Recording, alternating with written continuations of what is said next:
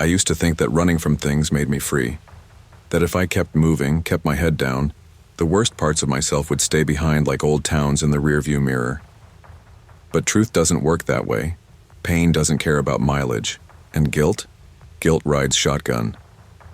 I was 27 and already tired, working under hoods at the shop all day, pretending I hadn't wasted 2 years in EMT school just to quit the first time a patient died in my hands. Jessica was still with me back then, though it was hard to say why. Maybe routine, maybe history. Maybe she was just as scared of starting over as I was. That October, we'd planned a trip. Something to reconnect. Nothing fancy. Just a drive through Arizona. A few nights camping under red rock cliffs, clear skies, and cheap coffee. I told her it'd be like old times. She smiled like she wanted to believe me. The tire didn't blow until we were nearly out of daylight. 1 second we were arguing, again about a missed turn. The next, the steering wheel jolted. The car lurched right, and we rolled to a dead stop in a patch of desert that looked like Mars.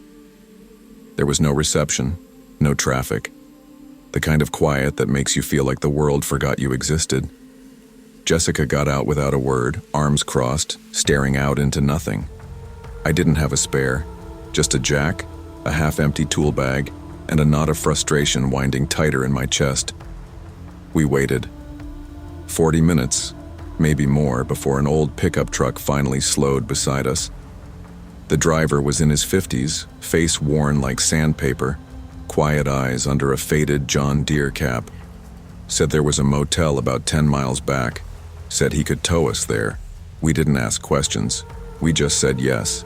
The Sycamore Trail Motel sat off Route 63 like something left behind in another decade. Dusty stucco, flickering office sign.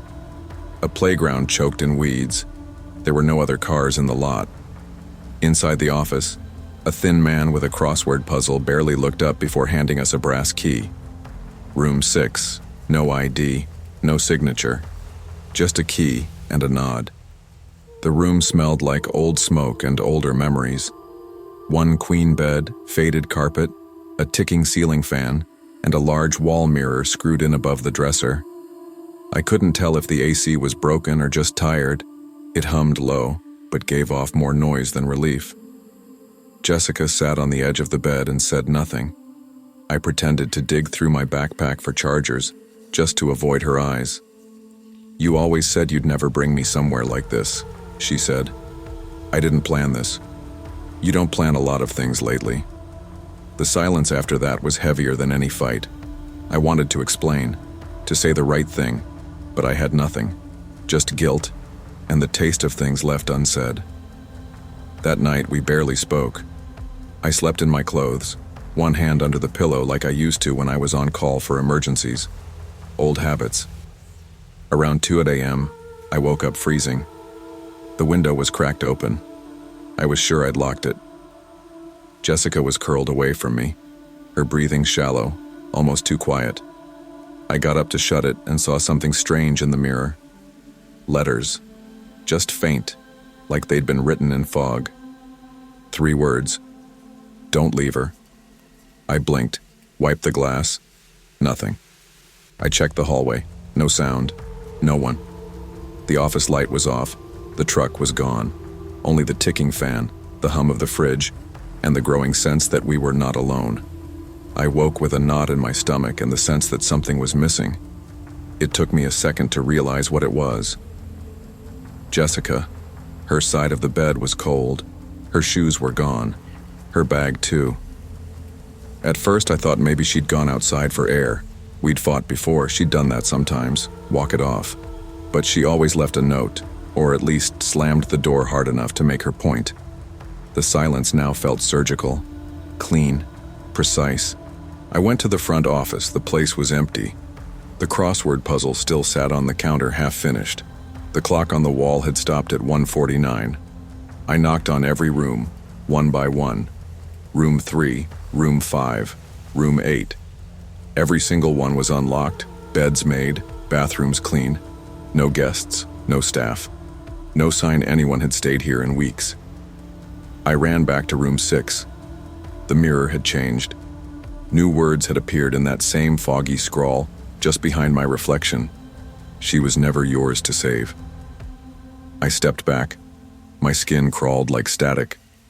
I checked under the bed, in the closet, the bathroom. Nothing. I pulled out my phone again. Still no signal. For a moment, I just stood there, heart pounding, breathing like I used to during my training rides, counting seconds between the inhale and the panic. I thought about the accident that ended it for me. My last shift in the ambulance. The boy with the punctured lung.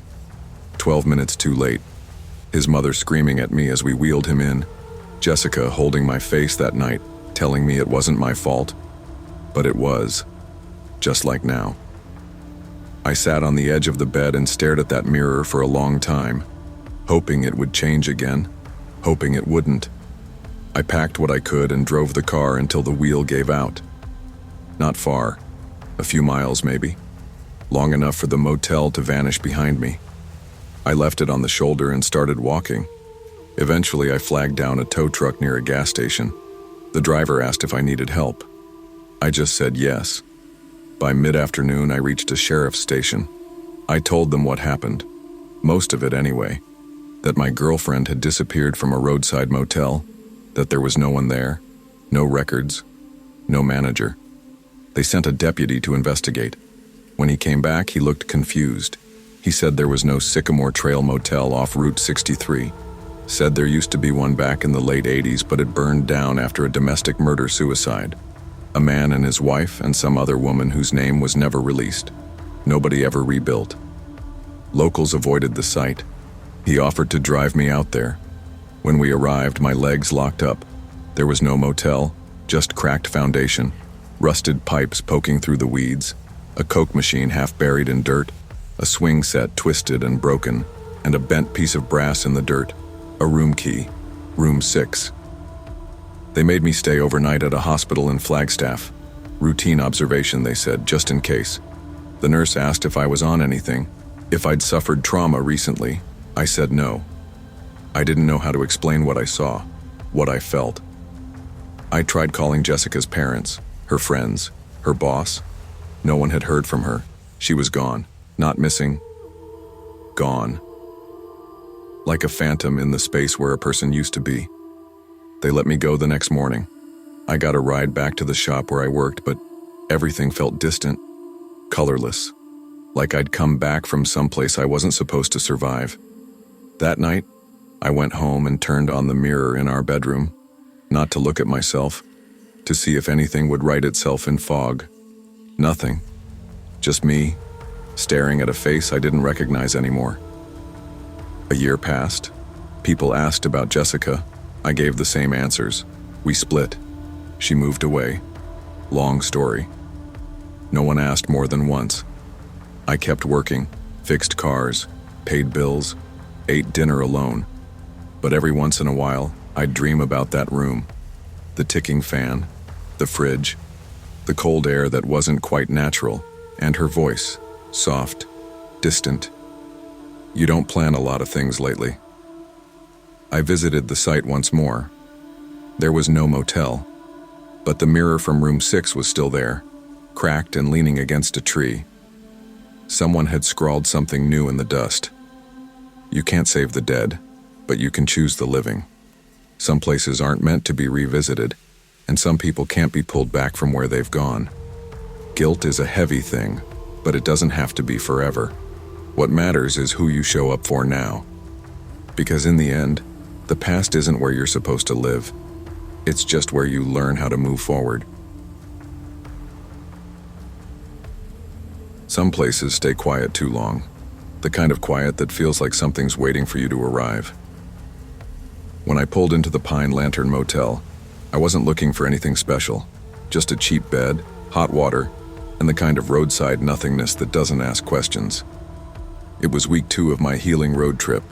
A personal PR stunt that had started as a travel blog series and turned into a ghost town of half-written drafts and half-truths.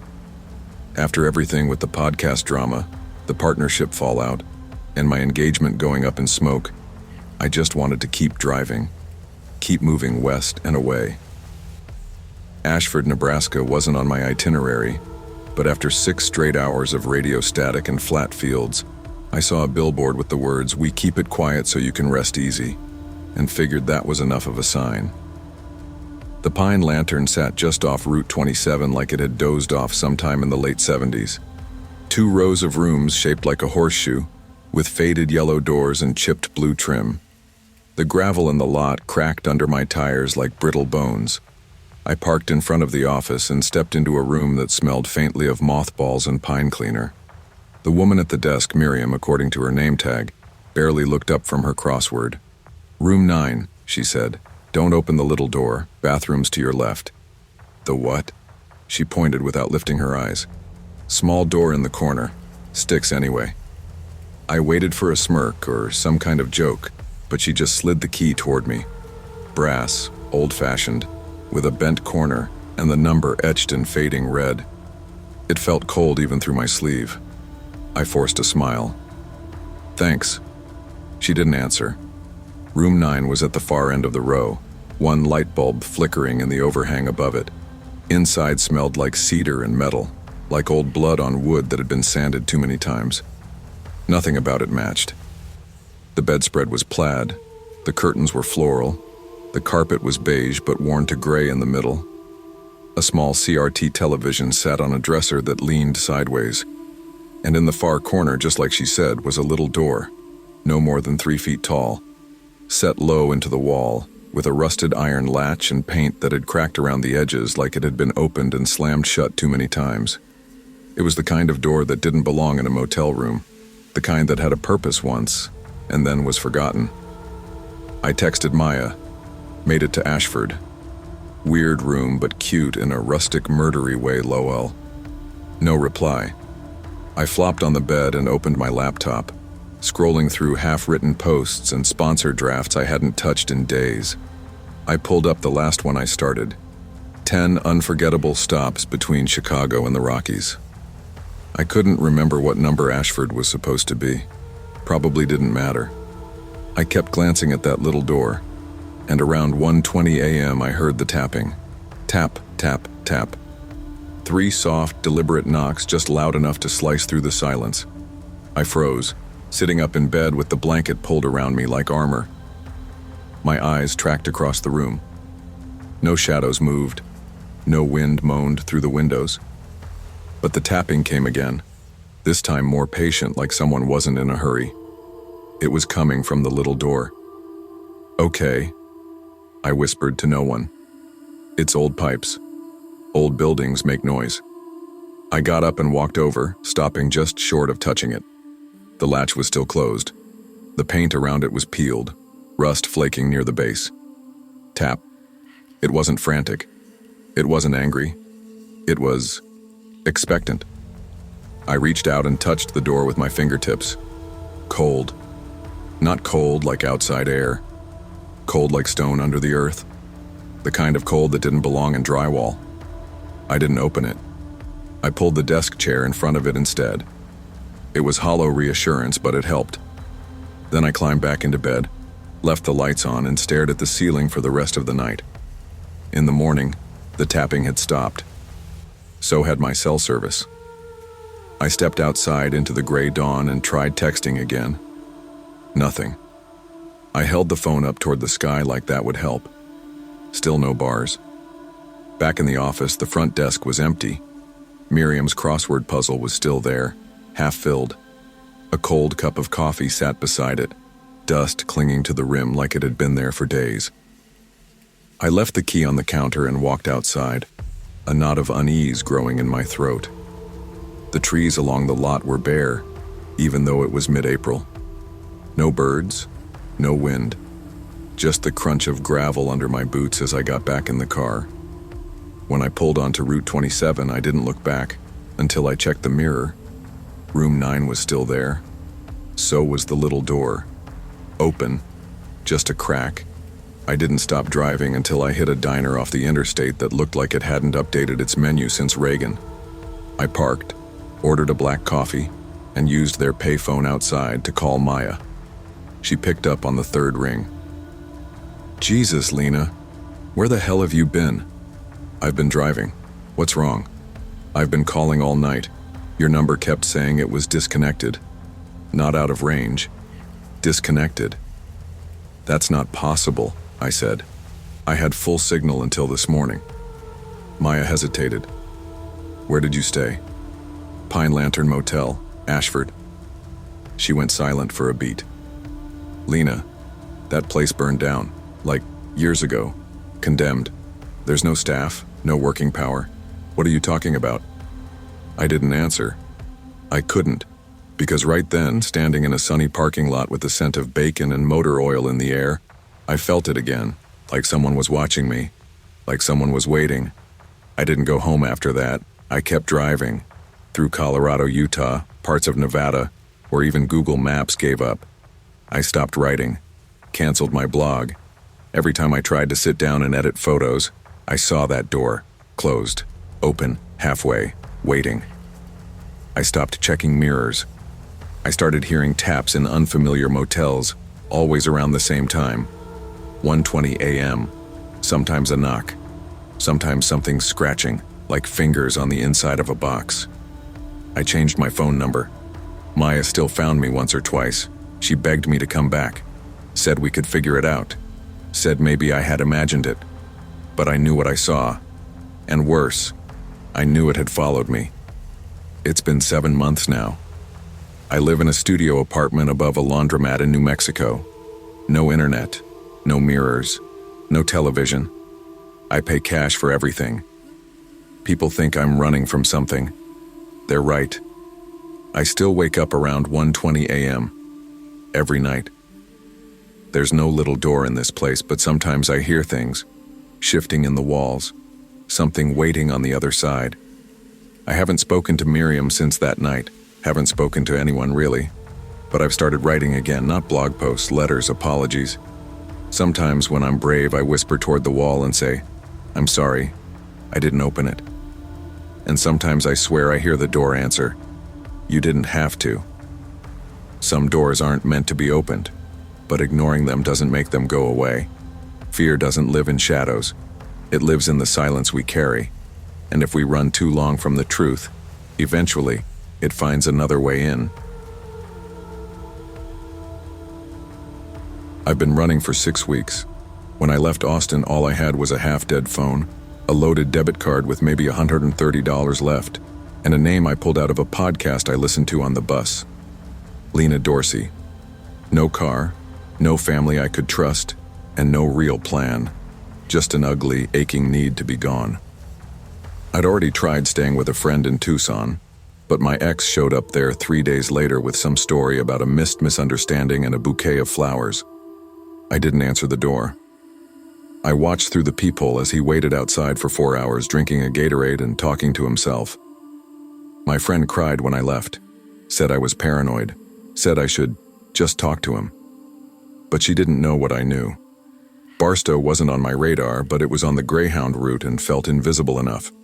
Dry desert wind, strip malls, dust-colored skies. I saw a Craigslist ad for a place called Bayview Motel, which was funny because there was no bay and definitely no view. The ad promised weekly rates, no ID required, and Wi-Fi strong enough for remote work.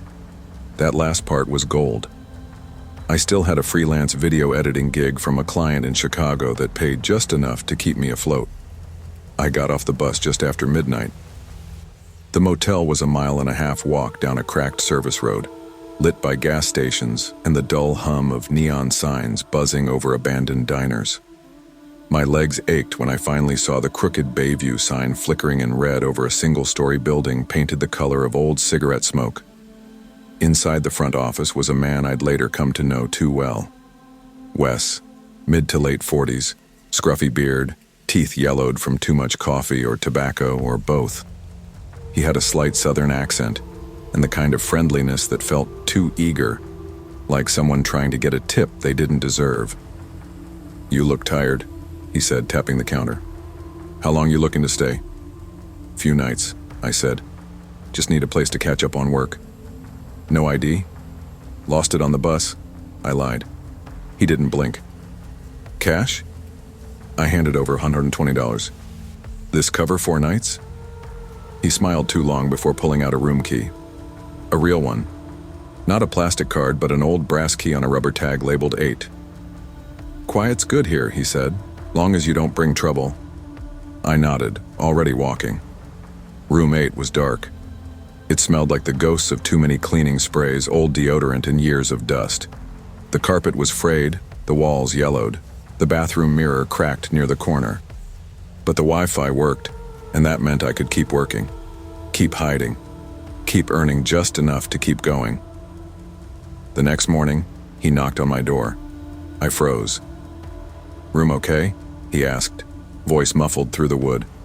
I opened the door a crack and nodded. "You're quiet," he said. "Not like most of the folks who stay long." "Just here to work," I said. "Right," he smiled again, slow and crooked. "Well, let me know if you need anything." I should have left then. I should have trusted the knot forming in my gut. But survival has a way of dulling your instincts. When you've got nowhere to go, you start convincing yourself anywhere is better than back there. By the 5th night, I was eating instant ramen and rationing gas station granola bars. My checking account was down to $43, and my next payment from the Chicago client hadn't come through. I spent the day glued to my laptop, editing a real estate promo for some high-rise I'd never stepped foot in, trying not to think about what I'd do if my account hit zero. That evening, just as I closed my laptop, I heard another knock.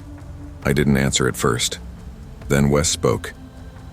"Ran a background on you, Lena." I opened the door just enough to see his face. Calm. Like he wasn't telling me something heavy. My heart dropped into my knees. "Don't worry," he said. "You're not in trouble. Just saw you're not who you said. Figured you had your reasons. I'll cover your next few nights. Just stay quiet. Don't invite trouble." I stared at him, unsure whether to run or say thank you. I just nodded. He walked away. After that, things changed. Every morning, there was a black coffee waiting on my porch. A few nights later, it was a plastic-wrapped turkey sandwich from the gas station deli. Then a charger when mine broke. A bag of groceries left outside my door with no note, just quietly placed. It felt generous. At first, but generosity doesn't come free. The morning after the groceries, I opened my door and nearly tripped on a paperback book, a used thriller. My name was written inside the cover in pen. I hadn't told Wes my name was Lena. It was on the Motel form, sure. But this felt different. That night I couldn't sleep. I kept thinking about how Wes said he liked quiet women, and how I never heard him leave those things, only found them after he'd already been there. By now, I'd memorized the way the fan hummed, the pipes groaned, the hallway creaked when someone passed, but I hadn't heard a thing. That scared me more than anything. On the 8th night, Wes entered my room. I'd been in the bathroom brushing my teeth when I heard the click. I stepped out fast, toothbrush still in hand. He was standing near the dresser, flipping through the same book that had been left on my doorstep. "Door was cracked," he said casually. "No, it wasn't," I said, heart hammering. "It was locked." He smiled. "Just wanted to make sure everything's good. You didn't come out today." I said nothing. My feet stayed planted. I watched his hands. "You ever think about staying longer?" he asked.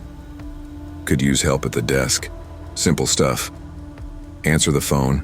Keep an eye on the guests. I'd pay cash." I shook my head. "Thanks, but I have work." He shrugged and walked out like nothing had happened. I locked the door and pushed the dresser in front of it. From then on, every time I left the room, I saw him. Leaning on the railing, pretending to smoke. Sitting behind the front desk with the TV muted and his eyes on the hallway. He'd always smile and ask, "Still good here?" I stopped answering. On the 10th night, I had an idea. I set my phone on video mode and placed it half hidden behind the TV, facing the door. Then I walked out to the vending machine by the ice room and waited exactly 4 minutes. When I came back, I replayed the clip. The door opened. Wes's hand came into frame. He didn't walk in fully, just stood halfway inside, breathing, watching, then left. I slept with a knife under my pillow after that. I spent most of the next day packing in silence, heart hammering in my ears. Every creak outside made me jump. I knew I couldn't stay. I also knew I couldn't afford to leave yet. At 3:15 a.m., with my backpack slung over my shoulder, I crept out of room 8. I left the key on the nightstand. The hallway was quiet, the air sticky and dry. I didn't look back at the office window even though I felt eyes on me. I walked. No streetlights, just headlights from the occasional semi barreling down the highway. My legs ached by the second mile, but I didn't stop. At a 24-hour gas station on the edge of town, I collapsed onto the curb and begged the clerk to let me rest in the corner of the store. He looked at me, eyes tired, but not unkind, then handed me a hoodie from behind the counter and a bottle of water. "Sit near the camera," he said. "Just rest. You good?" I nodded, tears in my eyes. By morning, my freelance payment cleared. I bought a bus ticket out of Barstow under another fake name. I never told anyone about Wes, not the police, not my sister, not my old roommate. I didn't think they'd believe me. No bruises, no evidence, just a girl with anxiety and a story that sounded like paranoia. But I still check the Bayview Motel listing sometimes. It's still there, still advertising quiet stays for traveling women and no ID required. Sometimes I wonder if someone else took that room after me. Sometimes I wonder if she made it out. I live in Reno now. Work is steady. I have a little apartment with a bolt lock and a dog that barks at everything. My real name is on my mailbox again. But I still sleep with a knife in the drawer beside my bed. And I never, ever leave the door cracked. Safety isn't always about locks and keys. It's about instincts. When something feels wrong, it probably is. And when kindness comes with a price you can't see, you might already be paying more than you think. Long before I ever worked the front desk at the Pine Creek Motor Lodge, I used to fix networks for people who wore suits too expensive for their own good. I was an IT manager, cubicles, coffee, clean shirts, stable. I had a wife, a little girl who called me Super Dad, and a decent condo in a safe suburb. I wasn't happy exactly, but I was predictable, and people mistake predictability for peace. Then the layoffs came. My marriage cracked wide open a few months later. She got the house, the car, most of the furniture, and almost full custody of our daughter. I got an old Civic, half a savings account, and a 2-bedroom apartment with paper-thin walls and roaches that moved in before I did. When my IT certifications expired and no one called back, I took what I could get. That's how I ended up at the Pine Creek Motor Lodge, off Route 2, about 20 minutes outside Spokane. $60 a night, or $50 if you paid cash. The kind of place where people went to hide or sleep off a binge. It wasn't glamorous, but it was quiet, and quiet suited me. I didn't want noise. I wanted routine. I wanted peace, even if it was artificial. My shift was 3 p.m. to 11:30 p.m. I'd show up early, restock the lobby coffee, vacuum if it needed it, and print the day's reservations. Most guests didn't ask for much, just a room, a key, and a do not disturb sign. I didn't ask questions. That was sort of the unofficial rule at Pine Creek. You don't ask questions you don't want answers to. September 18th, 2022 started like any other. A slow, chilly evening. The trees were already starting to turn red and gold. There was a little wind in the air, the kind that hinted winter would be early that year. I remember thinking I'd finally caught a peaceful shift. No arguments in the parking lot, no weird guests, no one asking if we had hourly rates. Then, right around 4:20 p.m., the front door opened and a woman walked in. She looked like she'd been crying but didn't want anyone to know it. Her hoodie was too big, the sleeves pulled over her hands. No suitcase, no purse. Just a folded $50 bill and a quiet voice. "One night," she said. "Just tonight." I hesitated. We were supposed to take IDs, but something about her, the way she didn't make eye contact, the way she was hugging herself, made me nod. I didn't want to press. I gave her room 109, corner unit, private. out of view from most of the building. People usually liked it for the quiet. Some just didn't want to be seen. She took the key and left without another word. I stepped out for a smoke around 6:40. That little patch of sidewalk near the vending machine had become my ritual spot. Pine trees swayed overhead. Sunlight streaked gold between the branches. That's when I saw her. Emily, I'd later learn her name was, standing outside room 109. Not leaning, not pacing, just standing perfectly still. Her arms were crossed tightly across her chest. She stared straight ahead like she was waiting for someone to pull up, or maybe trying to decide if she wanted to run. She caught me looking, just a glance. Then she turned and slipped inside without a word. We get people like that sometimes, running from something, or someone. I didn't ask. About 2 hours later, a man came in. The lobby door jingled and I glanced up for my crossword. He was tall, broad-shouldered, smelled like gasoline and too much cologne. Truck driver type maybe, or something rougher. His boots were dusty and he walked with too much purpose for someone wandering in. He stepped up to the counter. "Emily here?"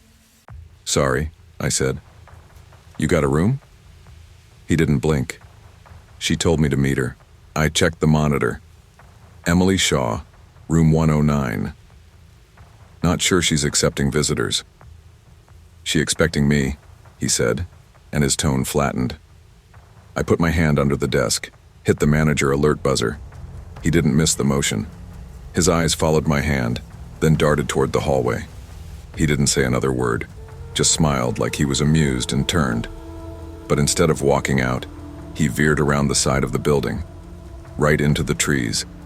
Just like that, gone. I checked the outside cameras. Nothing. I watched the feed on loop. I never saw him arrive. At 9:10, something itched at the back of my mind. I couldn't sit still. So I called room 109. No answer. Walked down, knocked twice. Still nothing. But as I turned to leave, I heard it, just beneath the door. Barely a whisper. "He's still here." The officer at dispatch knew me. Anyway, "It's probably nothing, Jason," she said, but she sent a car. The cruiser rolled in at 9:37, 2 officers, both calm, polite. I told them what I heard. They nodded, took notes, walked down with me, knocked on 109. No answer. They used a master key. The room opened. Empty. I mean completely empty. Bed untouched, no luggage, no wrappers in the bin, not even a wrinkle on the pillow. The room key was sitting dead center on the dresser. She was gone, or had never been there. But that wasn't the part that shook me.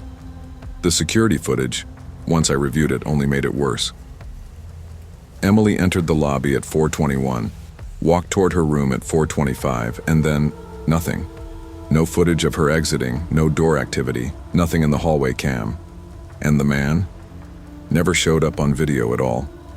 It was like both of them appeared and disappeared between frames.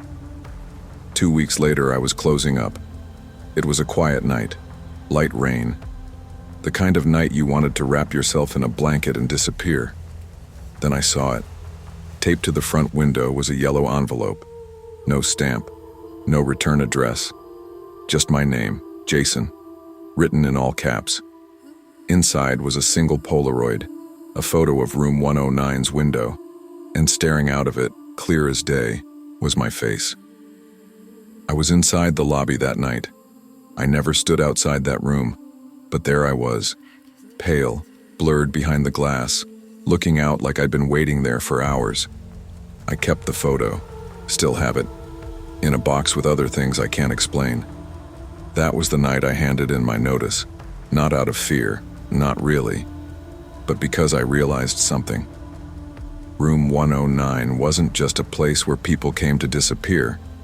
It was a mirror. And something was staring back. I left Pine Creek and started fresh in Spokane. Found contract work. Nothing stable, but it kept me fed. Got partial custody of my daughter. I see her every other weekend. We watch cartoons together. She tells me I look tired. I never told her about the motel, about Emily, about room 109. But sometimes, when I'm driving alone or standing at the microwave waiting for the beep, I think about that whisper through the door. He's still here. And I wonder if it meant the man in the woods. Or me. Some people disappear because they're running from something. Others disappear because they've already given up on being found. But the scariest thing, sometimes the place you're hiding from is yourself. It was January, which in Vermont means snow on top of more snow, salt-stained boots and heat that never quite reaches the bones. I'd been in Bar for about 3 months, long enough for the locals to stop asking questions, and short enough that no one really knew me, which was how I wanted it. My name is Kayla Reed, I'm 28, and I was 7 months pregnant when I took the job. I used to work in childcare back in Albany, but things went bad. I don't like talking about the man I left. All I'll say is, not all bruises are visible. The Northway was a holdover from the 70s. Faded carpet, buzzing neon sign out front, and vending machines that only took exact change. I ran the overnight shift from a little office window protected by foggy plexiglass. Just me, a chair that squeaked, and a microwave that smelled like old popcorn. I didn't mind the loneliness. I needed the quiet, and the motel gave it to me mostly. Until that night. It was January 9th. Snow had been falling since dusk, soft and steady. Only 2 guests checked in, one older man who never made eye contact, and a couple passing through from New Hampshire. I brought a peanut butter sandwich and a thermos of peppermint tea, and I texted my cousin Melanie during the slower stretches. Sometime after 2 a.m., the front door opened. He didn't knock, didn't speak right away. Just stepped inside like he'd done it 100 times.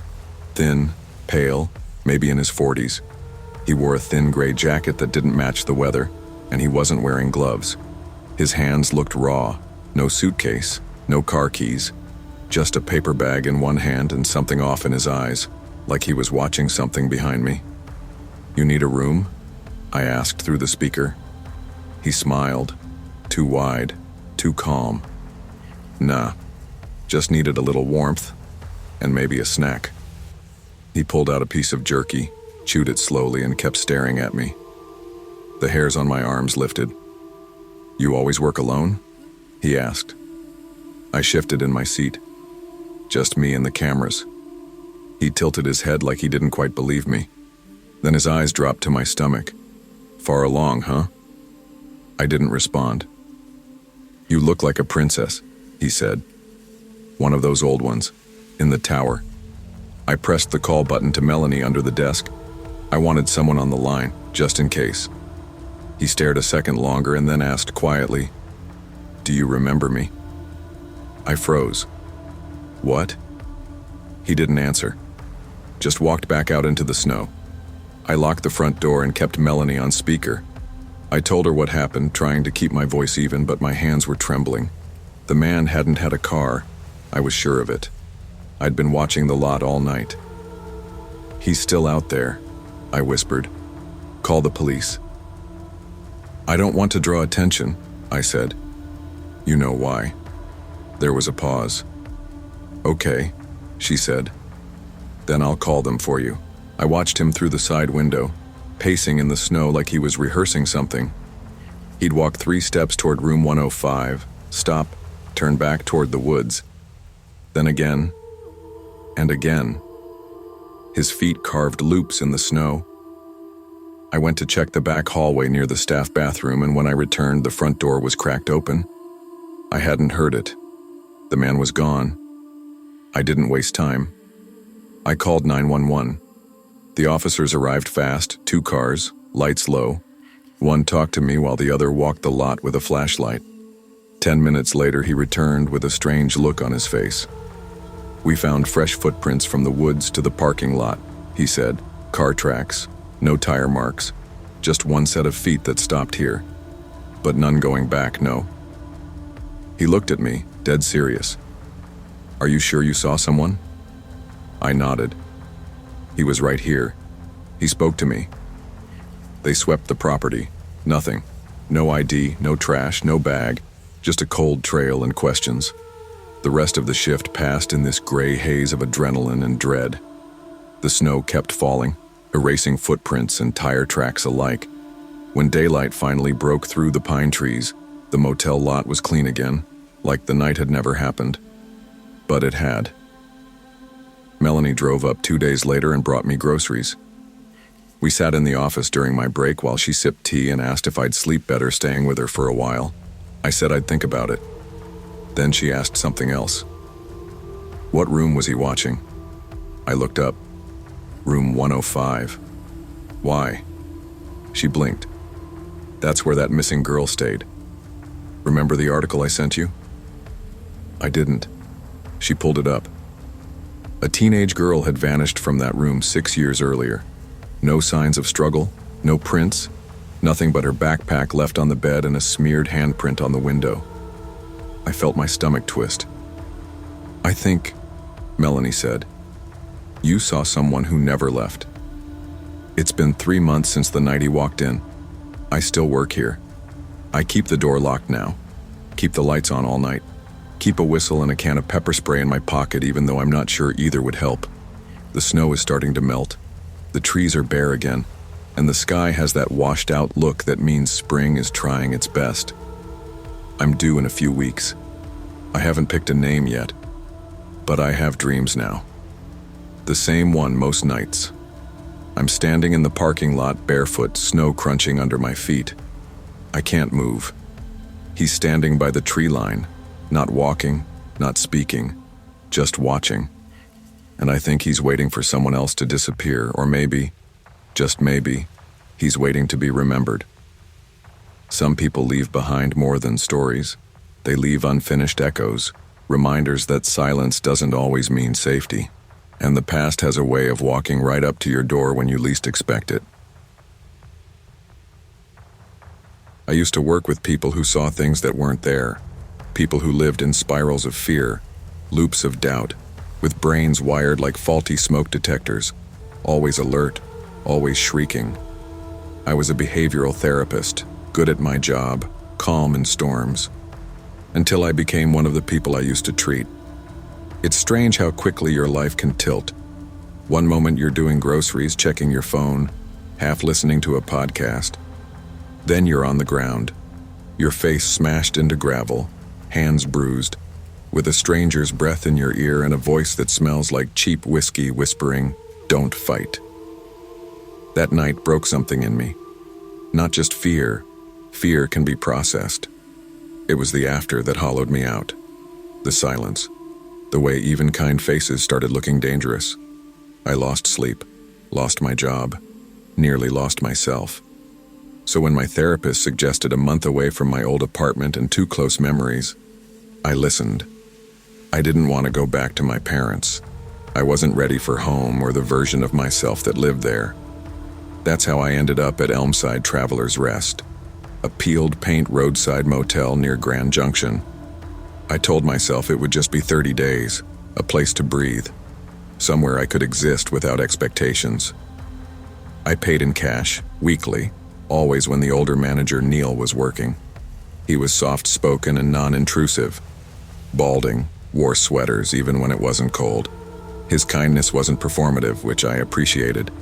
He gave me room 7, near the office. I liked that. Being close to someone, even a stranger, felt safer. The first week I drank tea, did long walks, and fell asleep to YouTube rain videos. Nothing strange happened. But peace, I've learned, is often just the first layer of quiet. By the end of week 2, I noticed small things. The armchair near the window. Every time I returned from a walk, it had shifted. Not dramatically, maybe an inch. Once it was angled toward the mirror, once toward the window. At first I assumed I was misremembering, but by Thursday, I was taking photos before I left. Then my toothbrush was damp at 6 p.m. I hadn't brushed since noon, and my Roku app sent me a push alert. Bluetooth connected, Elmside TV. Even though I hadn't turned the TV on in days, I started locking my toiletries in my suitcase, slept with my pepper spray next to my phone. That weekend I found a mint on my nightstand, still wrapped, green striped. I remembered those mints. They were in a glass bowl in the front office, next to the old motel brochures. I hadn't taken one. I hadn't even been inside the office in 3 days. I confronted Neil on a Monday night. I didn't accuse, just laid it out. "Something's off in my room," I said. "My stuff's being moved." He looked confused, concerned even. "I haven't been in," he said, "not once. Someone left a mint on my nightstand." He rubbed the back of his neck. "That wouldn't be me." "Then who?" I asked. "Jacob," he said eventually. "Turnover. New hire. He's just helping with cleaning. He's quiet. Mostly does I'd never seen Jacob." I asked when he worked. Neil hesitated. "Afternoons. He covers when I'm out." Usually that evening I asked for a different room. Neil looked apologetic, said everything else was booked. It wasn't. That motel never had more than 4 cars in the lot. I started wedging a chair under the doorknob at night. I still woke up every hour. Week 4 was worse. It started with knocks, soft ones, 3 of them, coming from inside the bathroom. It was 3:11 a.m., cold, no heating. I hadn't used hot water in 2 days, but when I opened the bathroom door at dawn, the mirror was fogged. Just a faint circle wiped clean, like someone had stared into it for a long time. My stomach turned. I packed within 15 minutes, left without telling Neil, left the key under the front mat, drove straight to my sister's house near Montrose. Didn't even stop for gas until I was almost on empty. I didn't tell her everything, just said I needed to stay a while. 2 weeks later, she woke me up in the middle of the night. Her voice was tight. "Caitlin, did you give your room key to someone?" "No. There's a note on the porch." She handed me a slip of paper, torn from motel stationery, ballpoint pen, all caps block letters. "You were never alone, you just stopped looking. Room 7. There was no return address, no prints, just a faint, oily thumb smudge near the corner. I threw it away, burned it the next day just to be sure. I never went back to Elmside. I don't check their listings. I don't even drive through Grand Junction anymore. But sometimes I dream of that bathroom mirror, fogged over, that faint oval wiped clean, and I see my own reflection, blinking, slow, off somehow, like a stranger watching from the other side. Safety isn't always locked doors and bright lights. Sometimes true safety is knowing when to trust your instincts, especially when everything around you is whispering that you're wrong. Long before I ever set foot in Bluff, Utah, I was already unraveling. I'd spent the last 9 years as an ICU nurse, rotating hospitals, changing zip codes like outfits, chasing the high of feeling needed. That was the thing no one tells you about trauma care. When you're inside the chaos, there's no time to think. You function on adrenaline and instinct. You don't process. You patch, stabilize, move on. But 3 weeks before Bluff, I lost a patient I wasn't supposed to. A 19-year-old girl who came in after a motorcycle crash, conscious, stable, joking with me even. Her vitals tanked 2 hours into observation. Internal bleeding no one caught. By the time we realized, it was too late. I had done everything I could, I know that. But her mother's screaming still rings in my ears some nights. The look in her eyes, like I was the one who'd pulled the plug. I went quiet after that, not just at work, everywhere. I didn't return calls. I skipped meals. I cried once, in a hospital supply closet, holding a box of IV tubing. No idea why that moment broke me, but it did. So when I accepted a 2-week temp contract in Bluff, it was less about the job and more about escape. A rural hospital, no expectations, no familiar faces, somewhere to breathe. I booked Timberline in on a Tuesday night, last minute through a link buried deep on a booking site. Everything else was either full or $300 a night. Timberline was $78, breakfast included. It looked like it hadn't been updated since the 90s, but I didn't care. I just wanted quiet. When I pulled into the gravel lot just off Route 191, the place looked as tired as I felt. 10 stucco-walled rooms wrapped in a U-shape. A faded green sign flickered overhead. Desert heat shimmered off the pavement. Inside the office, the air smelled like old paperbacks and burnt coffee. A man in a plaid shirt looked up from behind the front desk. He had gray hair slicked back and a stillness about him I didn't like. "Checking in?" he asked. I nodded, gave him my name. He didn't ask for ID, just handed me a key, an actual metal key, attached to a red plastic tag labeled Room 3. "No smoking," he said. "TV remote's already in the room." I muttered a thanks and turned to leave. As I reached for the door, I noticed the camera above the desk. It was bulky, outdated, the kind you see in old security setups. But it moved. Slowly. Tracking. I paused. "That camera, does it work?" He looked up. "Sometimes." No smile. No wink. Just that. Room 3 smelled like dust and pine-scented cleaner. The AC unit rattled when I turned it on, and the carpet felt tacky under my sneakers. But it was cool, quiet, and dark, enough to fall asleep without thinking. My first 2 days passed in a blur of long shifts and short nights. Bluff Medical was small, maybe 10 beds in the ER, but understaffed like every other hospital. I was constantly moving, constantly responding. I didn't mind it. I preferred it.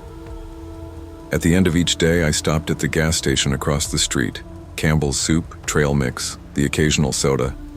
I'd eat in bed, scroll through my phone in silence, and pass out with the TV on low volume. No texts, no calls, just how I liked it. By day 3, the routine had settled, but small things started to feel off. Little changes, like the towels. Every night they were folded differently, first stacked on the bathroom shelf, then hanging neatly over the bedpost, then placed at the foot of the bed. Always clean, always refolded. But the front desk had made a point that there'd be no daily cleaning unless requested. I hadn't requested anything. I also noticed the trash was emptied, even when I hadn't thrown anything out. Once I left the room unlocked by accident. Came back, nothing missing. But the lid on my travel mug had been set beside it. The bed looked slightly neater than I'd left it.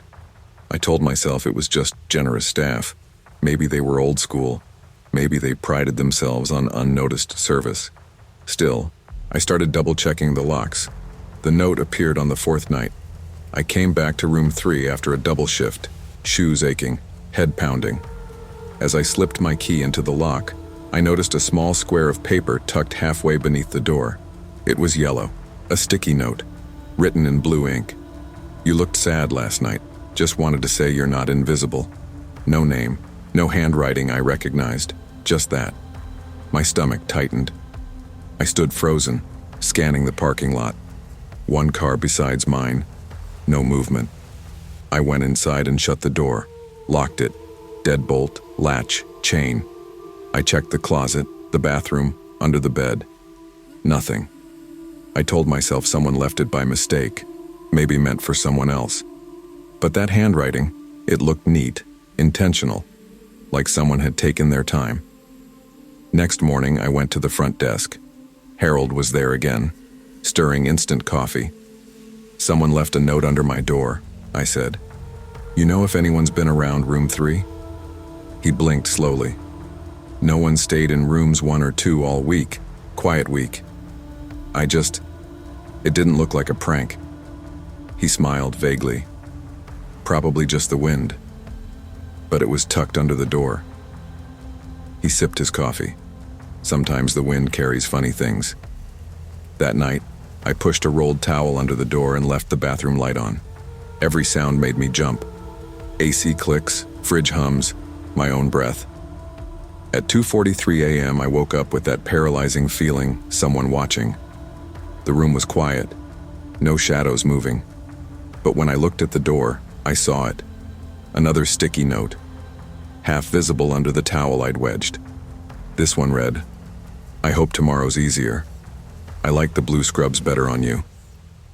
I wore the blue scrubs on day 2. That meant someone had been watching me for days. I didn't sleep the rest of the night. I sat with the lights on and my back to the corner. Next morning I packed my things. I told Harold I was leaving. "You sure?" he asked. "You've got 2 nights left." I'm sure. He hesitated, then added, "We're just being friendly here. You shouldn't scare off so easy." That word, we. I didn't respond, just turned and walked out. Back in Denver, I couldn't stop thinking about it. I Googled Timberline Inn, only 3 reviews on the listing. One stood out. Came here to heal after a divorce. Never told anyone my story, but someone left me notes every night like they knew everything I didn't say out loud. 5 stars. I stared at the screen for a long time. There was something seductive in the idea. Someone seeing you, understanding you. But it was also terrifying, because you never knew who they were, or what they wanted. I filed a report, but there was nothing to investigate. No proof, no crime, just a couple of anonymous notes in a dying town. I haven't taken another rural contract since. I still travel for work, but only in cities, places with cameras, crowds, and front desks that don't feel like they're keeping secrets. Every now and then, I still wonder about room 3, about Harold, about who left those notes. I wonder if it really was more than one person, or if we was just the part of him that couldn't keep pretending to be alone. When someone sees too much without your permission, it's not kindness. It's a boundary being crossed. Pay attention to the small signs. They're often warnings in disguise. Some people think the unraveling of a marriage happens with shouting and broken glass, but I've learned it's quieter than that. It's in the cold silences between dinner bites, the passive scroll of a phone screen during a conversation, the way you wake up one morning and realize you haven't touched your husband in 3 weeks, and the strangest part is, you didn't miss it until just now. That fall, I decided to fix it. Not with therapy or big speeches. Darren hated those. I suggested a short road trip, just the 2 of us. No schedules, no phones, no distractions. We packed light. I didn't even bring a laptop, which, for an elementary school teacher with a stack of parent emails waiting, was saying something. We were somewhere near Warsaw, Kentucky when we pulled off Highway 42 and found the Riverbend Motor Inn. It was a plain, square building sitting near the curve of the Ohio River. Outdated neon sign. Half-lit vacancy light buzzing against the fog. The clerk at the front desk barely looked up. Mid-60s, maybe older. Didn't smile. Just handed us the key to room 14 and said, "River fog rolls in early. Locks stick sometimes." Then he turned back to the old radio beside him like we hadn't spoken. The room was basic. 2 double beds, an old dresser, a TV the size of a microwave, and a mirror above the desk that looked older than both of us. The carpet squished slightly and the whole place smelled like damp curtains and bleach. I noticed the mirror right away. There was something off. Subtle, but wrong. When I stood in front of it to fix my hair, Darren was behind me, zipping up the suitcase. I could hear him, feel the air shift. But when I looked up, his reflection wasn't there. Just me. I turned around. There he was, plain as day. Back to me. Zipper still half open.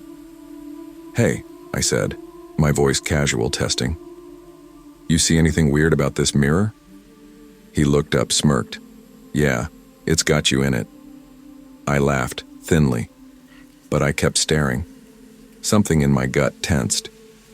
That first night was supposed to be a reset. We sat on the edge of one of the beds, eating vending machine trail mix, flipping channels, talking around the real stuff. But eventually, it came out. I asked about her, the woman from his office who liked every post he made, even the boring ones. The one whose name came up on his calendar twice, even after he swore their project ended. He didn't deny she existed. He just shrugged and said, "Aren't there? You're always seeing problems that..." And I said, "And you're always hiding the ones that are." He didn't reply, just stood up fast, grabbed his coat and muttered something about needing air. Said he'd walk down by the river. I let him go. An hour passed. I sat in the room, watching the TV flicker on static. I didn't realize how loud silence could feel until then. At some point, I looked toward the window. The curtains were half closed, but not enough. I saw a figure, Tall, still, definitely male, standing just outside, face shadowed behind the curtain. He wasn't knocking, wasn't moving, just watching. I jumped up and threw the door open. Nothing. The lot was empty except for our car and a covered Harley. No footprints, no footsteps fading into gravel, just mist curling around the edge of the building like fingers. When Darren returned, he didn't say a word. His shoes were muddy. His face was flushed like he'd run. "Where were you?" I asked. He stared at me, too long. Nowhere. He dropped his coat on the chair.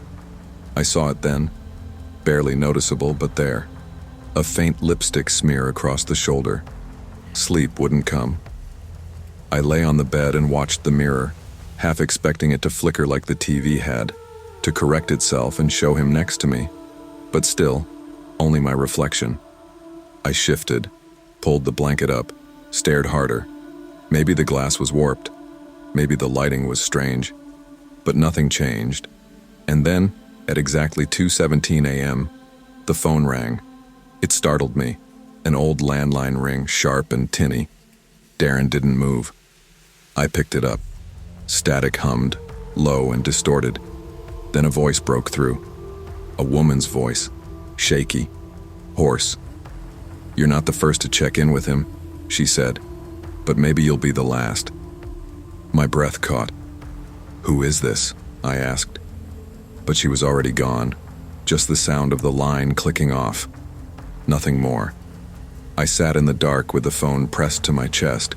My skin felt cold, not just from fear, from recognition, because the voice hadn't sounded unfamiliar. It had sounded like a version of me. At dawn, I didn't wait for him to wake up. I packed my things, slammed drawers louder than I needed to. When he stirred, I said nothing at first. Then I turned, held his gaze, and asked, "Do you want to tell me what that was last night?" His eyes were bloodshot. He looked older somehow. "I don't know what you mean." "Don't lie." The phone call, the lipstick, the woman who knew something. He didn't blink. "You always wanted to fix us," he said softly. "But I was never broken. I was just elsewhere." He said it like it was a confession, not an apology. We left before 9:30. No breakfast. No goodbye to the man at the front desk who never once came out from behind the radio. As we were loading the car, I realized I'd left my book on the nightstand. I told Darren to wait and ran back inside. The room was colder now despite the sun. The carpet felt wetter beneath my shoes. I grabbed the book and glanced once more into the mirror. Habit, maybe. Or maybe some instinct. This time, Darren was there. Not next to me, but behind me, standing straight, staring into the mirror like it was a window. His expression wasn't angry, just empty. I turned around, but he was still outside, by the car, smoking. We were officially divorced 4 months later. The papers arrived on a Tuesday. I signed them over my lunch break in the school lounge between grading spelling quizzes and wiping crayon off a desk. We never fought about it, just separated like two threads slipping loose from a frayed sweater. I didn't tell anyone about the mirror, or the phone call, or the strange silence in that room that felt like something waiting to speak.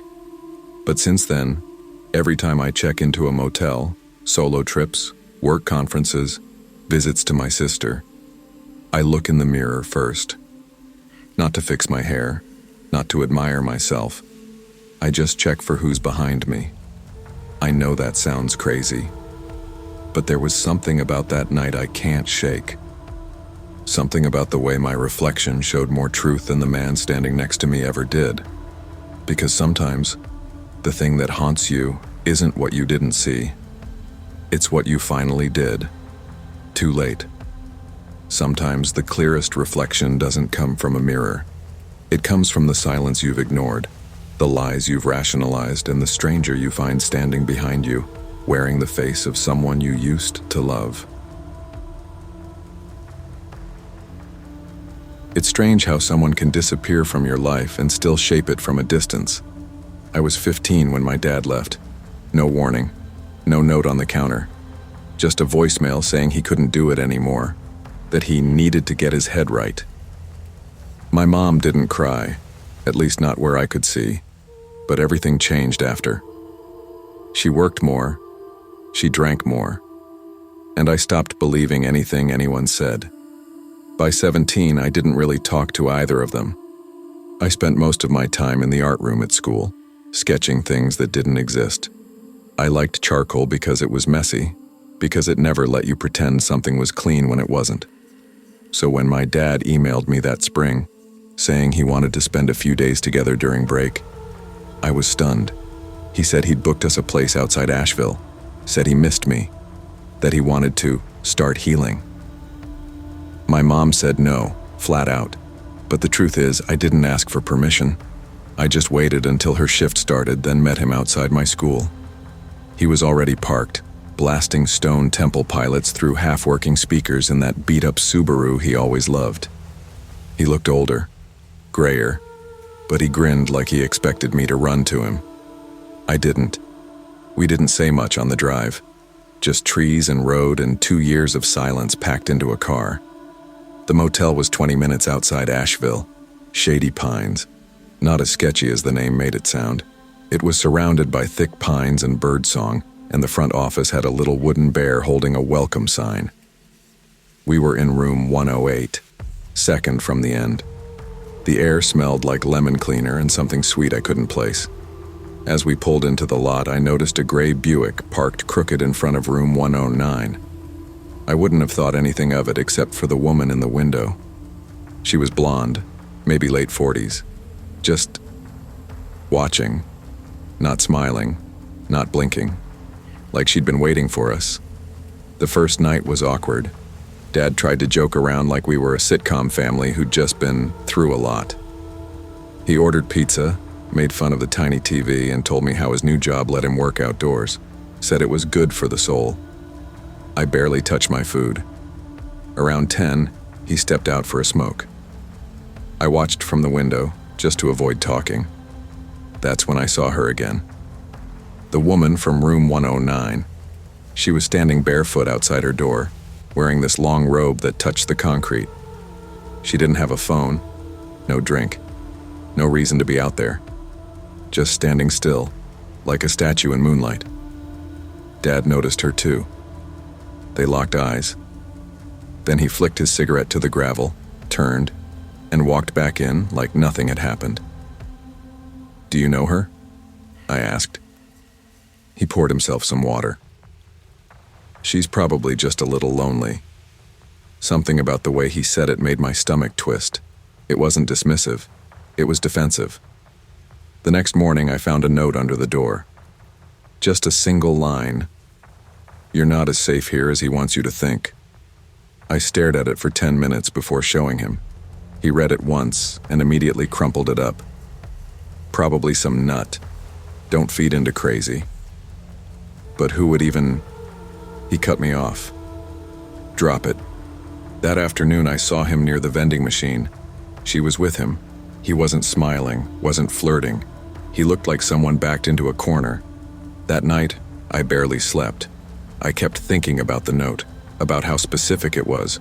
Not dramatic, not threatening, just certain. Sometime after midnight, I heard something. Not loud. Just a soft tap, tap, tap on the window near my bed. 3 times. I didn't move. Just stayed still and listened. Then a voice. Barely louder than a breath. He did it before. Don't let him do it again. I sat up like something electric hit me, yanked the curtain aside. No one was there. But when I opened the door, the night air rushed in, cold and clean. Pine needles scattered across the sidewalk like confetti. Her door, room 109, was slightly ajar, just enough to see light leaking out. I stepped back inside and locked the door. I didn't sleep after that, just waited for sunrise. At breakfast, I told him everything. The voice, the message. His coffee mug shattered when it hit the wall. He didn't say a word, just packed up in 10 minutes and told me to get in the car. I didn't ask where we were going. I just got in. We drove for a long time. He didn't play music this time, didn't speak for at least an hour. When I finally asked, she warning me? He gripped the wheel so tight I thought it might crack. Why was she thinks she knows the story, he said, jaw clenched. What story? He looked over, eyes bloodshot.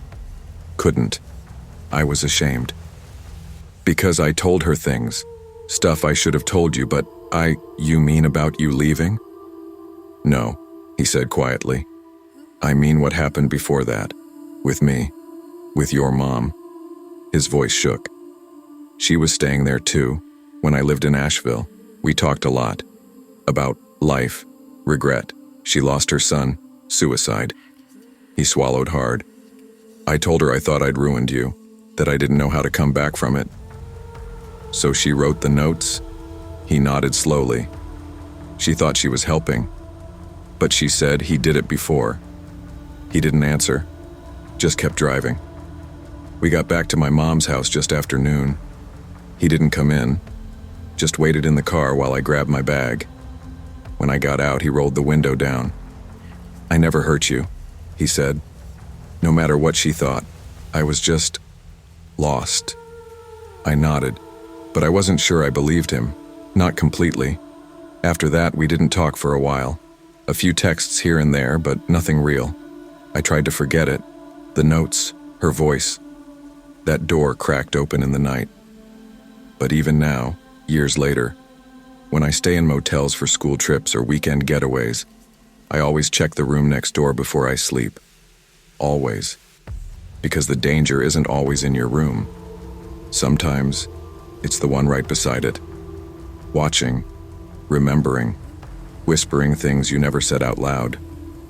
Sometimes protection feels like a threat, especially when it comes wrapped in truth you aren't ready to face. And sometimes the people warning you aren't the dangerous ones. It's the secrets you think are buried that always find a way to surface. I've learned that grief doesn't arrive in clean lines. It shows up like fog, unexpected, slow, and hard to shake off. After my mother died, I did what I do best. I kept moving. Took more travel nurse contracts, worked 12-hour shifts, told people I was fine. When the funeral was over and the casseroles had gone cold, I left town with a duffel bag and no plan except one. Don't go to Albuquerque. My uncle lived there. He offered to host me, said I could use the guest room for as long as I needed. But the idea of another family dinner filled with forced smiles and polite silence made my skin itch. I took a detour south. Figured I'd rest one night and keep driving west. That's how I ended up at the Red Pines Inn, a roadside motel just off Highway 84 near Socorro, New Mexico. The sign buzzed like a dying light bulb. Faded red siding, chipped paint, a busted vending machine near the stairs. One lamp in the parking lot flickered like it was stuck between worlds. It was cheap, $29 a night, and room 12 was available. The woman at the front desk introduced herself as Ms. Geneva. She was in her 60s, with short gray hair, yellowing fingertips, and a voice like gravel. She handed me the key, looked me dead in the eye, and said, "Don't open the window after midnight. Wind does weird things out here." I assumed she was half drunk. I didn't care. I wasn't looking for charm, just silence. Room 12 was upstairs, view of the highway, and a row of dead pine trees. I dropped my bag, sat on the bed, and stared at nothing for maybe an hour.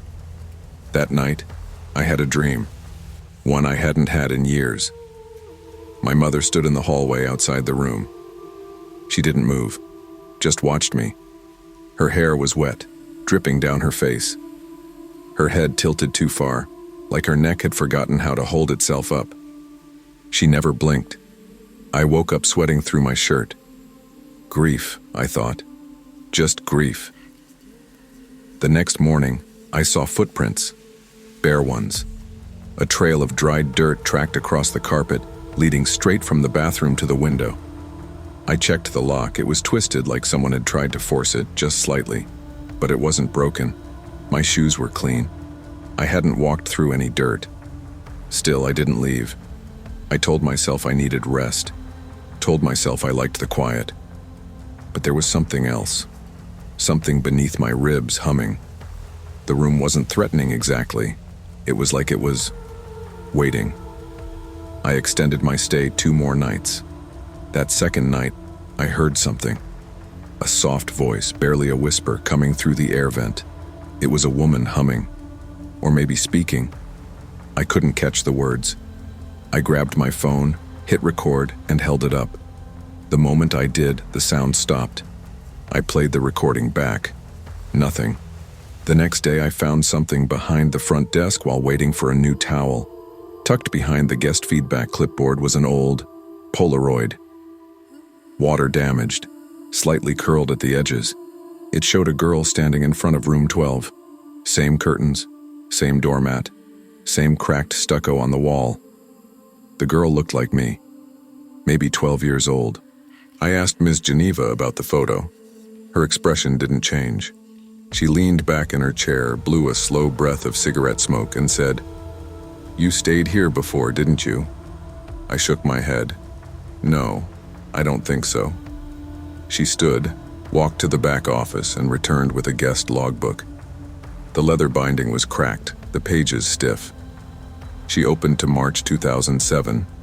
There, halfway down the page, was written, Nina F. Room 12. I was 9 in 2007. After the divorce, my mom and I drove to Texas to stay with her sister. That road trip was a blur. She never talked much during it, and I never asked. I stared at the name in the logbook. I couldn't remember the room, or the building, or the dream. But I didn't doubt it.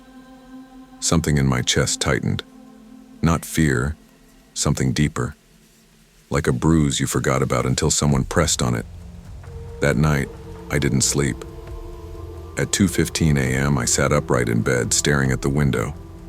The wind outside wasn't loud, but it moved in rhythms, like breath, and the vent began to hum again. Not music this time. My name. Nina. That final night, I dreamt of her again, my mother. But not in the hallway. She was inside the room, standing at the foot of the bed. Her voice was sharp, cracked like it hadn't been used in years. She whispered, "It wasn't just you who stayed here." I wanted to ask her what that meant, but I couldn't move. I couldn't even blink. When I woke up, the mirror was fogged. Steam. Thick, like someone had taken a long, scalding shower. I hadn't touched the hot water, and my room key was sticking halfway out of the inside of the door. I left before sunrise, still wearing the shirt I'd slept in. Didn't brush my teeth. Didn't stop for gas until I hit the state line. I didn't talk about it for months. Then last week, on a slow shift at the hospital, I looked up Red Pines Inn online, just to see if it was still open. It was. One of the most recent reviews caught my eye, posted 2 weeks ago by a user named kbarlow13. Room 12. Feels like you've been here before, even when you haven't. Sometimes grief buries more than memories. It buries places too. But the past has a way of waiting for you, right where you left it. This was supposed to fix us. Kyle and I had been drifting apart for months, our conversations reduced to check-ins, our silences filled with regret. The cross-country drive was my idea. Time to breathe, time to rebuild.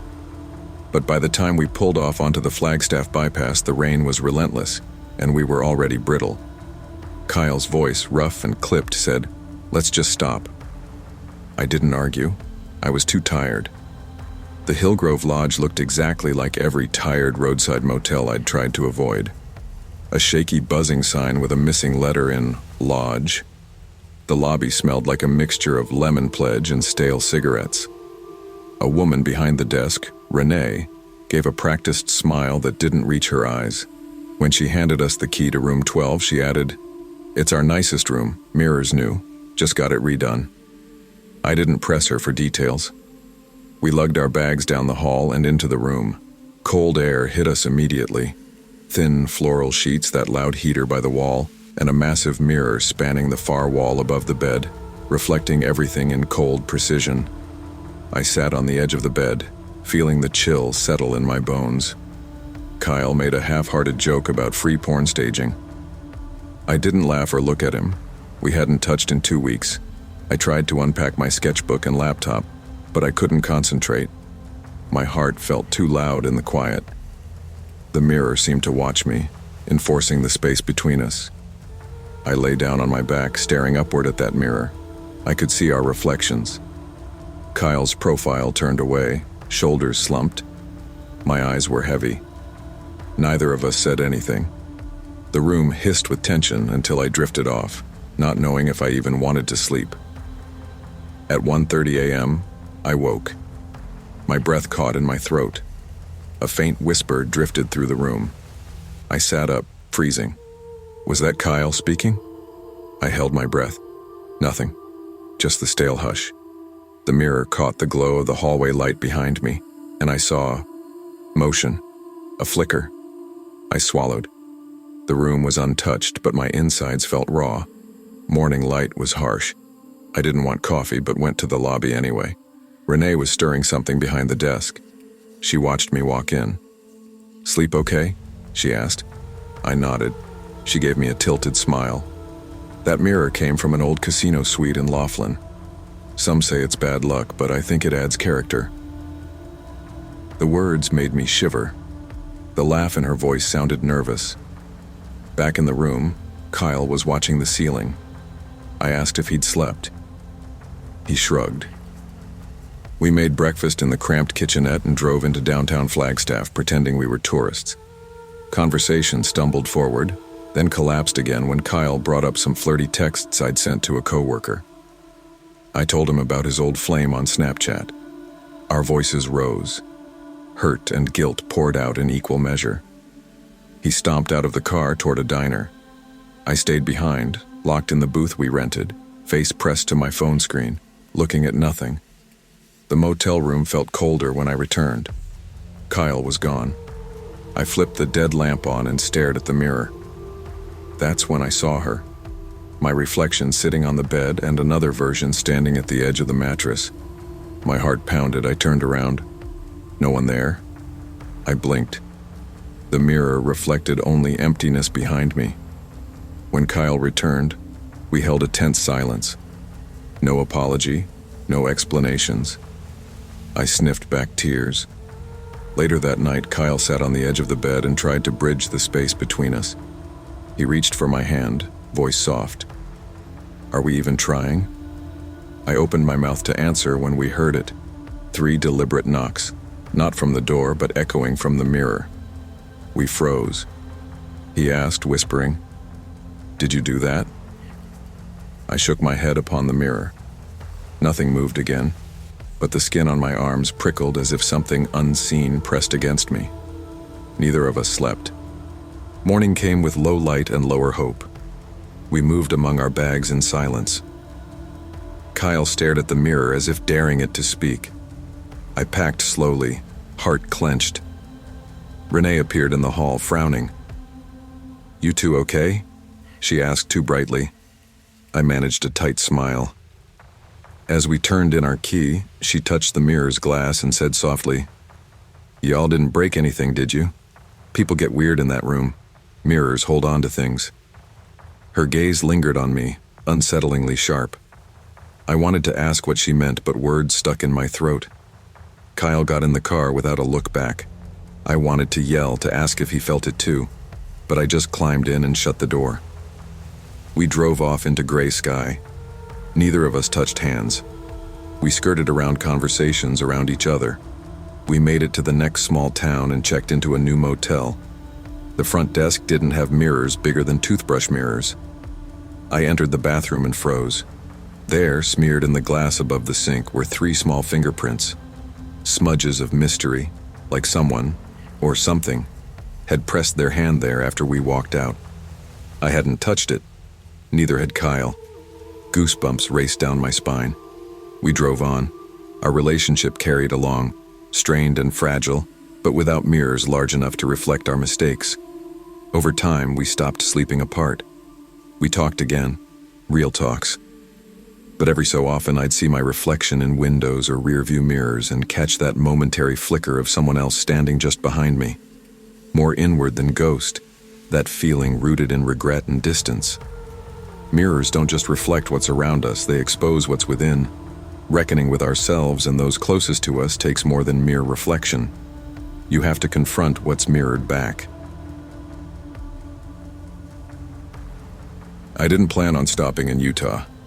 Actually, I didn't plan on stopping anywhere at all. When I left Colorado Springs, I just drove. No maps, no music. The silence was intentional.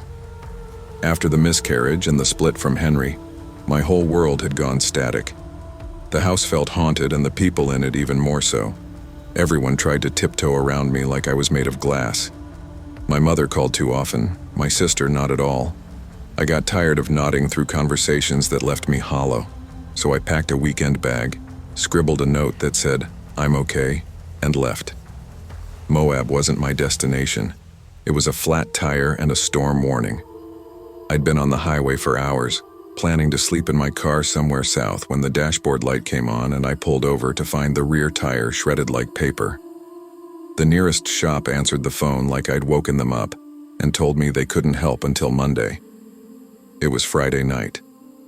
That's how I ended up at the Silver Rock Motel, a fading building with a flickering sign and 5 visible rooms under a rust-colored rock wall. The place looked like it had been swallowed by time and spit back out. I crossed the cracked asphalt lot with my jacket zipped up to my chin, the wind biting like needles. Inside the office sat a man who looked like he hadn't moved in an hour. Balding, pale, his eyes were milky and slow, but he wasn't unkind. He told me his name was Don and handed me a brass key with a faded plastic tag. "Room 3, he said. "Don't lose it." Corner unit by the laundry shed, $45. We don't do key cards. I paid cash. That night I'd lay on the stiff mattress with the heater knocking like someone trying to escape from inside the walls. The bedspread smelled faintly like cigarette smoke and bleach, and the only artwork was a crooked painting of wild horses galloping into nowhere. I tried to write in my journal, but the words came out mechanical and bitter. Healing was the word I'd used to justify the trip, but in that moment, all I felt was cold. Outside, the wind picked up, howling like a warning. I told myself I was safe, but I didn't sleep easy. The morning was quiet. I bundled up and walked across the highway to a little diner with red vinyl booths and bad coffee. The waitress gave me extra creamer without asking. I didn't speak to anyone else. I didn't want to. I left a $5 tip and walked back to the motel with the desert sun already warming the blacktop. That's when I saw him. A man leaned against the vending machine between rooms 4 and 5. Gray hoodie, hunched shoulders, and a bandaged right hand wrapped in thick gauze. He was staring off toward the canyon like he was trying to remember something.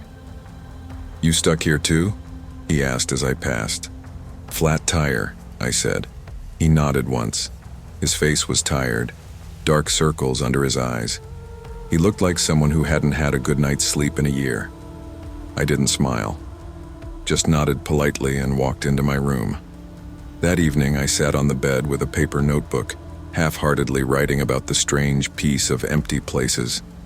At some point I dozed off with the lamp still on. I woke up around midnight to a soft tap, tap, tap on the window. Not loud, not frantic. Just 3 deliberate knocks. I held my breath. The room was still. I told myself it was the wind, but I didn't move. I stayed under the covers like a child. Heart pounding, listening to nothing. In the morning I checked the window. There were faint prints, smudges like someone had leaned their hand against the glass. I didn't say anything, just cleaned the glass with a towel and locked the window again. I convinced myself it didn't mean anything. The next day I saw him again. Same hoodie, same spot. This time I forced myself to ask, "You staying here long?" He tilted his head, then grinned like he hadn't smiled in a while. "Sleep with the light on. Long enough to notice you." That stopped me. I felt a flicker of something, discomfort or maybe danger. But before I could react, he held up his bandaged hand like an apology. "Sorry," he said. That was creepy. I joke when I'm nervous. I've been through some stuff. He introduced himself as Gavin, said he was traveling, used to be a musician, spent some time in Nashville, but it hadn't panned out. His sister died last year. His mom stopped calling. His last girlfriend ghosted him. He talked like someone who had lived too long with silence. I don't know why I stayed. Maybe I was lonely. Maybe it felt good to be seen by someone who also looked like a mess. We talked outside for almost an hour while the sun dipped behind the cliffs. He made me laugh once, and I hated that it felt like relief. That night, I heard the tapping again, this time louder. When I pulled back the curtain, he was there. Gavin. Just standing. He didn't knock again. He didn't smile. He just looked through the window like he was waiting for me to do something. I stepped away, heart racing. I didn't open the door. I didn't sleep. By morning, I was exhausted. I went to the front office to ask Don if I could change rooms. He looked up slowly and squinted at me. Something wrong with 3? I'd feel safer somewhere else, I said. There's a guy, Gavin. He's making me uncomfortable. Don didn't act surprised. Yeah, Gavin's not always steady, he said. He comes and goes. Then why let him stay here? I asked. He shrugged. Because he pays in cash, same as you. I didn't have energy to argue. He gave me room 1. That night I shoved a chair under the doorknob and pulled the dresser in front of the window. I didn't undress. I didn't write in my journal. I just lay on the bed and listened to the wind scrape along the walls. At 2:17 a.m. I heard a whisper through the door. We're the same. You don't have to be afraid of me. I froze. The voice was right at the edge of the door, soft but deliberate. I didn't move. I didn't speak. I waited until the sky began to lighten, then packed my things before sunrise. By 6 a.m. I was walking down the highway to the auto shop. The sun was just starting to creep over the horizon, painting the cliffs gold. I knocked on the metal door until a bleary-eyed mechanic came out. I begged him to fix my tire. He looked me over, then nodded. Give me an hour. It took 3. I paid with the last of my cash. As I pulled out of the parking lot, I saw the motel in the rearview mirror. A dot beneath the rock wall fading in the morning haze. I didn't look back. 2 weeks later, a Facebook message came through from someone named Evan G. No profile photo. No friends. Just a message that read, "You didn't say goodbye. You never really wanted healing. You wanted distance." I stared at it for a long time. Then I blocked the profile and deleted the message. But I still think about him sometimes. About the way he looked when he said we were the same. Like he really believed it. Now, whenever I see a roadside motel, just 5 rooms and a buzzing neon sign, I wonder how many men like him are sitting outside, watching, waiting, hoping someone broken will mistake them for safe. Loneliness can make you vulnerable, but it shouldn't make you blind. Not everyone who sees your pain wants to help you heal. Some just want a place to put their own darkness. Be careful who you let into your silence.